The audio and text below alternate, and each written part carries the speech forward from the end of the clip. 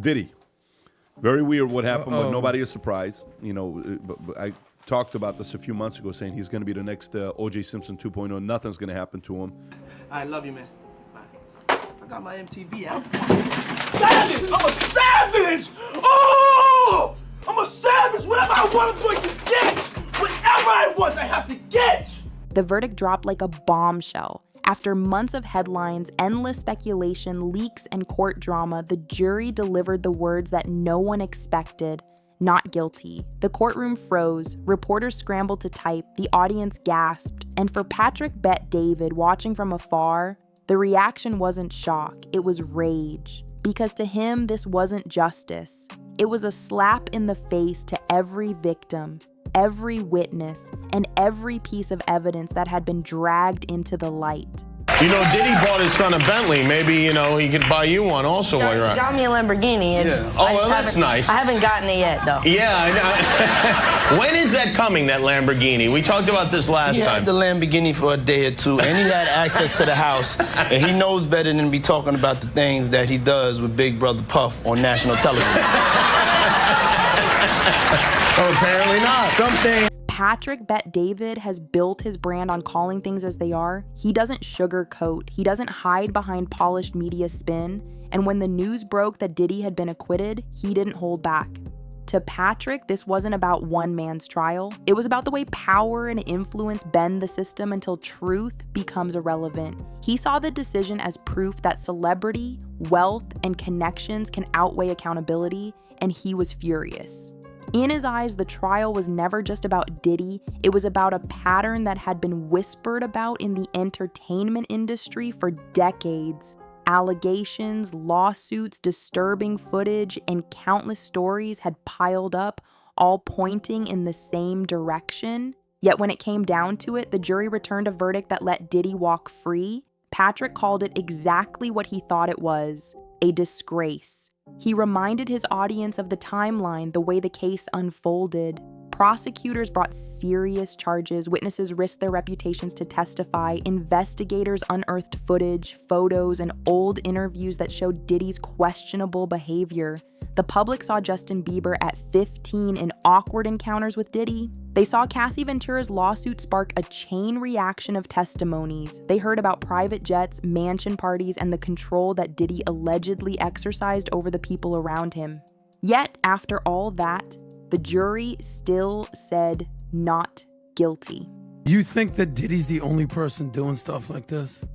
So Absolutely maybe he's not. the poster child at this point, but you know, this trial is going to pull back the curtain on what the hell is going on behind There's the a scenes. challenge, though. Are you following any of the stories with us Yeah, or not? I'm seeing really? what's going on here. Why? Okay, so there's a few things that's a little bit you got to be careful with on what's going on here, because there's one thing that was shown that they have to answer. By the way, go back to that the fact you just had it up right there, Rob.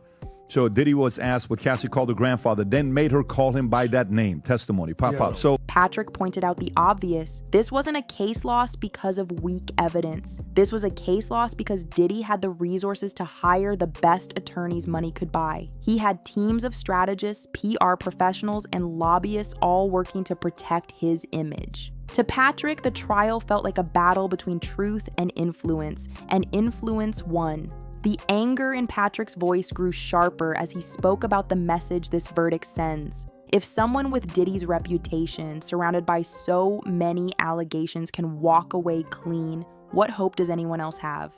What does it say to victims who come forward? What does it say to the public who saw the evidence with their own eyes? Patrick said it sends one clear message: if you're powerful enough, you can beat the system. P. Diddy party. This is what happens to the white man. It's so unfortunate. You gotta pull back though, so they can see. That's crazy. Matt, move out the way. You're still alive. Look at that. Look. What you? Look at the drink on his head.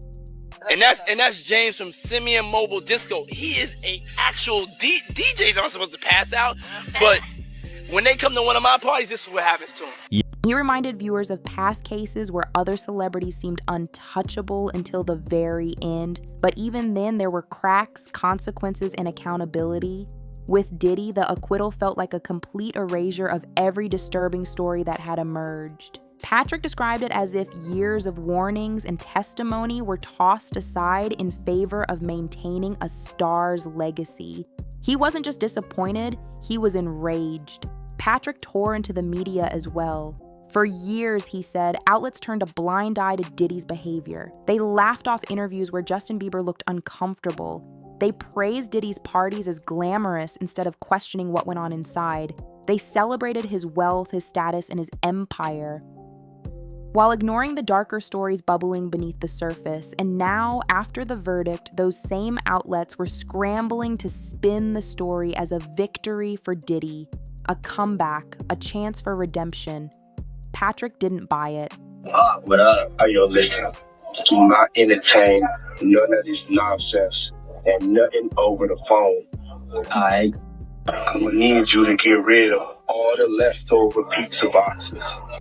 The what? All the boxes left over from the pizza. All the boxes. Make sure you recycle the plastic like we talked about. Yeah. Can you reach out yet? Nah, Pop. He ghosting. Hey, this motherfucker doing? These things tweet now because I'm in here. It's all good. You about to get out on bail. Everybody out there quiet as a motherfucker. Yeah. Yeah, exactly. We gonna let them have their little fun, but I'm still gonna have the last laugh. About all these lawsuits though, Pop. Ain't none of them getting shit. I ain't worth nothing. Ain't got shit in my name anyway. Don't even worry about it. But the money hungry. He said plainly, redemption doesn't come from a courtroom technicality. Redemption comes from truth. And in Diddy's case, Patrick believed the truth was still buried, silenced by money and influence. He called on people to look past the verdict and see the pattern that had been there all along. Because a jury might have said not guilty, but in the court of public opinion, the story wasn't over. Patrick bet David's frustration spilled into warnings about the industry itself. He argued that this wasn't an isolated incident, but part of a system designed to protect the powerful at all costs.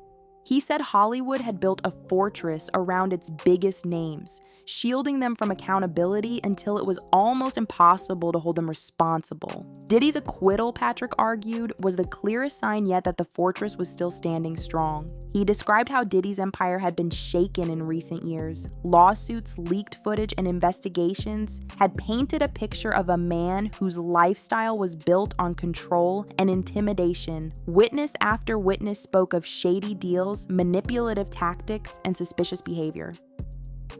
Yet, all of that, Patrick said, was drowned out in the courtroom by slick lawyers and carefully crafted narratives. To him, the acquittal wasn't proof of innocence, it was proof of corruption. Patrick warned his audience not to confuse the verdict with the truth. Just because Diddy was declared not guilty doesn't mean the allegations disappear.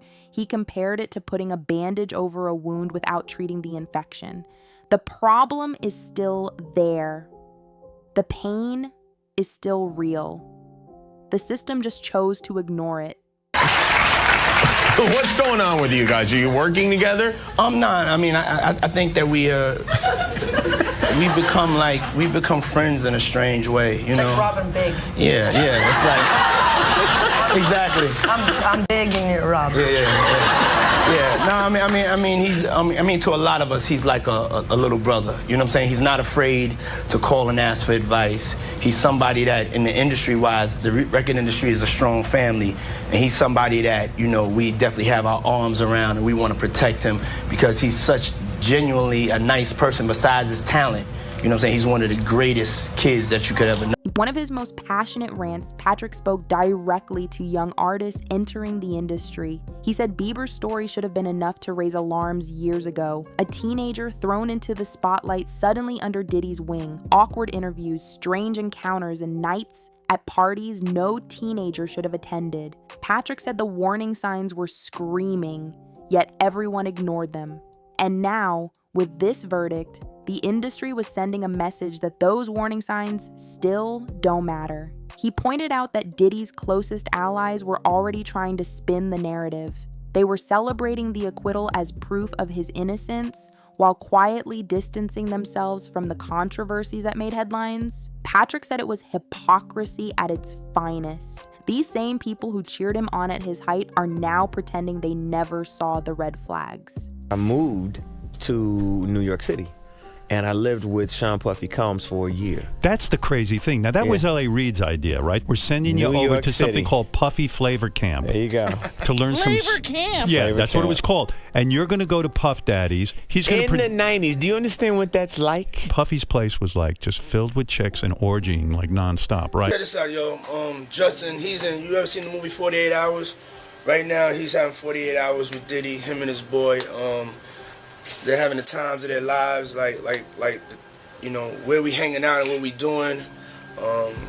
We can't really disclose, but it's definitely a 15-year-old's dream.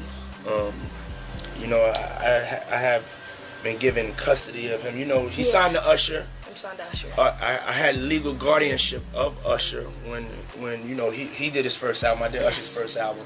I don't have legal guardianship of him, but for the next 48 hours, he's with me. So. But Patrick insisted the public isn't fooled. Social media erupted after the verdict, with countless voices expressing disbelief, disappointment, and anger. People posted old clips of Diddy with Bieber, of awkward interviews, of disturbing testimony. They reminded the world that just because the legal system says not guilty doesn't mean the truth vanished. Patrick said this outcry matters more than ever because it shows that people are no longer willing to stay silent. He described the verdict as a temporary victory for Diddy, but a long-term loss for his legacy, because history has a way of catching up. No matter how many lawyers you hire, no matter how many verdicts you win, if the public believes you're guilty, that shadow never leaves. Patrick argued that Diddy's empire may be standing today, but it's already rotting from within.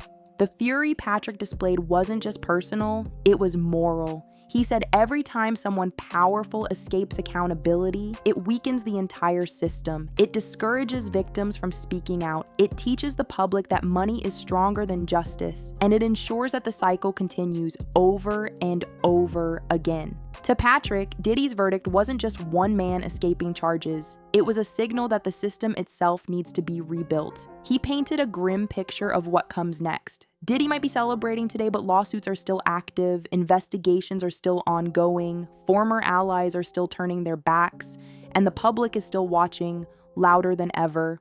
Patrick said it's only a matter of time before more cracks appear in Diddy's empire, because even if you win in the courtroom, you can't escape the truth forever. Patrick Bet David ended his commentary with a message that echoed across his audience. Don't mistake acquittal for justice. Diddy may have walked out of that courtroom smiling, but the fight isn't over. The evidence, the testimonies, the stories, they're all still there waiting to be heard, and Patrick promised to keep shining a light on them no matter how much the system tries to bury the truth.